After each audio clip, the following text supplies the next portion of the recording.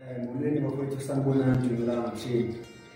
Ngibulisa kulo lonke ilizwe bafowethu, njengobona nenza isithembiso sokuthi ngizothulela umsebenzi wami ozokhupha ne.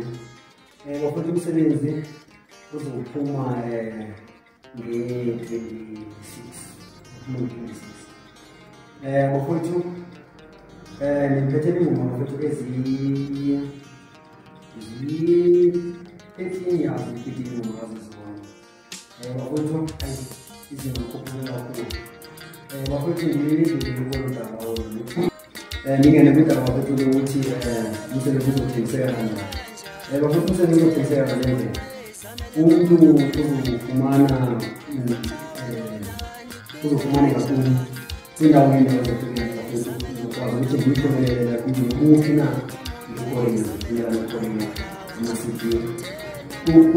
Kuyo yonke iSouth Africa bafowethu, kuyo yonke ubuye emveni kweviki eziyi-2 uzabuya ufumaneke digital uqala uphele ama-CD. Indlela bafowethu kubaluleke ngayo uqala uphele ama-CD. Into za-digital bafowethu zithatha isikhathi yabo ukuthi zibhadale. So kubalulekile ukuthi bafowethu uqale uthenge ama-CD aphele. Kungabaluleka kakhulu futhi bafowethu ukuthi abantu bathenge ama-CD before iphume i-CD ukwenzela ukuthi uzoqoda ama-CD amaninzi yabo.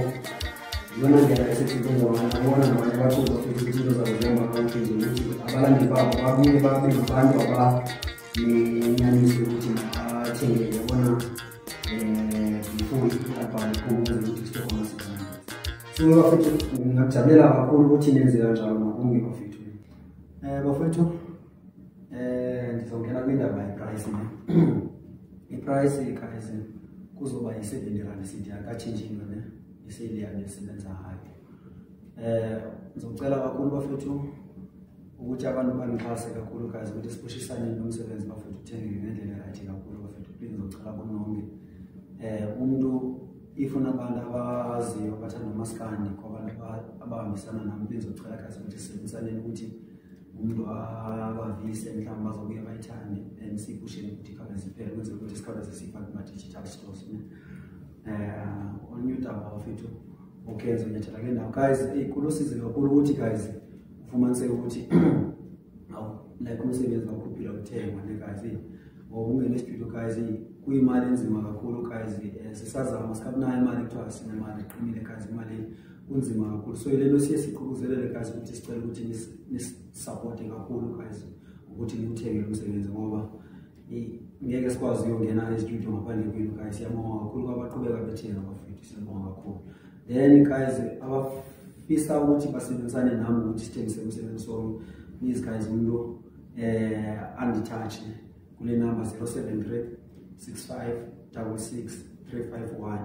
Then zochaza ukuthi sosebenzisana kanjani. Kuzoba ne-discount ezoba khona umuntu like xa ethenga ama-CD uqalela ku-5 uyaphezulu yabo. Andizomthengisela ngeprice eyi-1 nale price efanayo yabo, kwenzela ukuthi awathenge kum then awathengise abuyele imali yakhe back yabo, asichekele abantu. Please guys ngizokubonga kakhulu if sizosebenzisana ngale ndlela.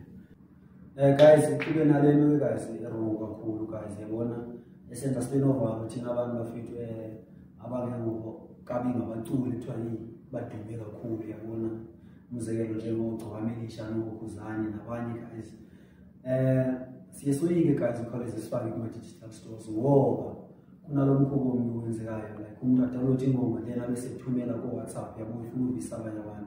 Guys umuntu awuthanda ingoma yakhe please ungayenzi loo nto, iyabulala kakhulu guys ngoba imenza guys ukuthi angaphini benefit ngaloo nto leyo guys. Please umuntu makadownload ingoma azidownloadele kule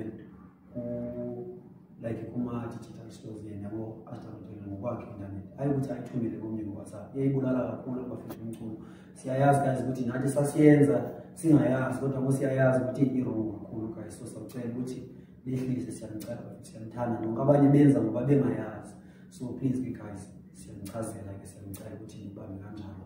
Inkosi guys yena. Zisaba mina wo, zisaba mina, zisaba mina wo, zisaba mina wema.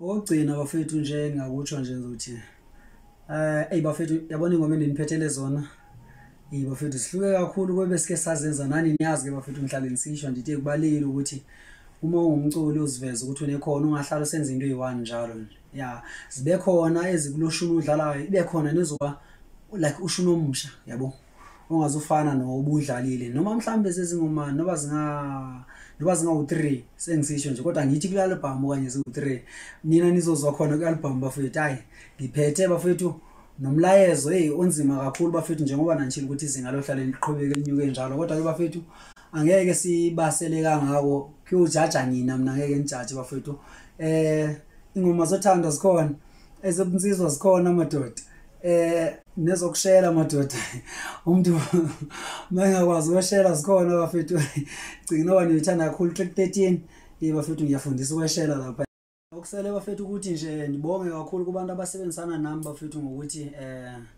bancedise ekuthengiseni umculo wami bafethu uqhubeke kwande bafethu kakhulu ngizocela nabanye abafunayo guys banithinde njengoba benitshilo ngasekuqaleni bafana bakithi angeke nolule kakhulu amazi hayi iyodibana khona abafethu kwi-album nakanjani nasemidlalweni ngizoba khona kwimidlalo ezoba khona eminye ngizonichazela kodwa manje ngizoba khona ngiyanithanda nonke niziphathe kahle bafethu njengami amen Asajike nasiyazabale wololo bapana bayethi siyabaleka nasya dema wololo awuzisaba mina zisaba mina ziyabale zisaba mina kwasajike